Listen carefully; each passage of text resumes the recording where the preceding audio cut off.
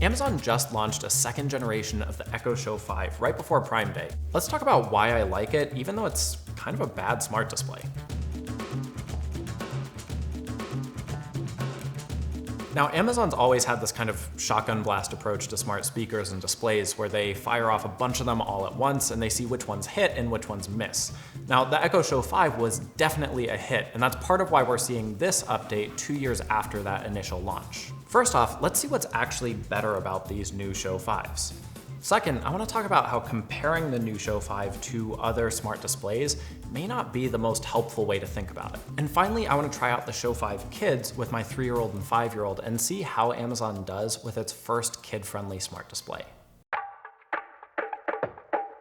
The new Echo Show 5 has 3 basic upgrades. The 1 megapixel camera is now a 2 megapixel camera. It comes in blue, and there's no auxiliary port on the back anymore. That can't be it, right? The new Echo Show 8 had a new processor and its camera followed you around the room. I mean, not particularly well, but that was something, right? Nope, that is it. Oh, and if you're buying it for full price, which you shouldn't do because these things sell for crazy discounts all the time, but if you are buying it at full price, then it's $5 cheaper than the Show 5 originally was at $85 rather than $90. So let's talk about these upgrades. First, the 2 megapixel camera is, well, it's not great. My phone's camera is 12 megapixels, and most of these smart displays have much better cameras too. Basically, this thing is made to be purely functional. If you want to video chat, it'll do fine, and honestly, the pixelation will probably depend more on your Wi-Fi connection than your camera quality anyway. The fact that the Show 5 is blue itself, cool, I guess. It'll be nice for anyone who's already gonna buy it and wants another color option, but nobody's buying it for the color. Finally, the auxiliary output getting nixed honestly kind of pisses me off. Smart speakers and displays like the Dot and Show 5 are fine desktop devices, but they've been really nice to hook into larger stereo systems.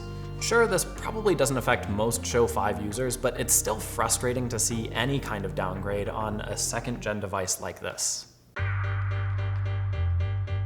Okay, so if you compare the Show 5 to the Show 8, it's a worse smart display on almost every level. Small screen, garbage camera, worse sound quality, and so on. And you can find the Show 8 for sale under $100 all the time.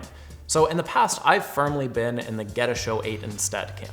But my mind's been changed on this slightly. If you want a smart display, I still think that the Echo Show 8 is one of the best values around. A bigger 8-inch screen is really necessary if you're following recipes in the kitchen, or if you're video chatting often, or if you're streaming Netflix, or whatever. And those are all things that I use my Show 8 for at home all the time.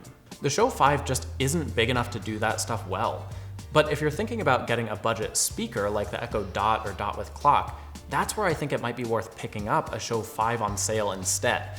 And we've seen them as cheap as $45 in the past. The Show 5 actually adds a lot to the traditional budget speaker.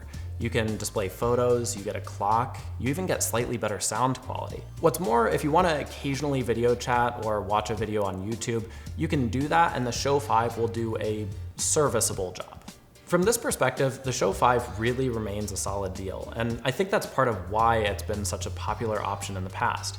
In some ways though, this makes the omission of the auxiliary port on the new Show 5 all the more frustrating because it's less flexible than the last edition was. Where the regular second-gen Show 5 is kind of disappointing though, the Show 5 Kids really shines. Here's what you get with it. A chameleon color skin, custom clock faces, and 1 year of Amazon Kids Plus for free. It's usually $3 a month. Plus, the Show 5 Kids comes with a 2-year warranty because, you know, kids break stuff. You also get parental controls that are mostly the same as usual, except that you can't allow drop-in for any devices outside the household, which I think is actually a really nice privacy measure. My kids love our Echo shows. They play Lion King songs on repeat, ask about the weather, pull up videos about bugs on YouTube, pick out recipes to make, and video chat with their grandma Jill. I'm a big fan of the Show 5 as a kid's device. With Kids Plus, they can have the voice assistant read them stories and do other fun stuff. I've actually seen it help one of my boys improve his articulation because his Echo just won't understand certain questions otherwise. And I can use the camera to check in on them when they think they're getting away with playing after lights out and taking turns jumping off the top bunk. I don't love the upgrade to the Echo Show 5. In fact, if the two editions cost the same, I would maybe get the first edition just for that auxiliary port, because that matters more to me than the 2-megapixel camera. Add in that the original Show 5 will probably see steeper discounts, and that kind of makes my decision right there. But that's not to say the Show 5 isn't a great device. It is, especially in comparison with budget smart speakers like the Dot and Dot with Clock. And the second edition is particularly great in one of its forms, the kids version. If you're thinking about getting a device for your kids to try out, give it a shot. The Show 5 Kids is easily the best kid-facing smart display on the market. Thanks for watching. If you liked the video, make sure to give it a thumbs up and subscribe to CNET's YouTube channel for more like it. And let me know in the comments which of my kids you like the best. We're trying to decide which one to keep. Which Echo Show 5 you like the best.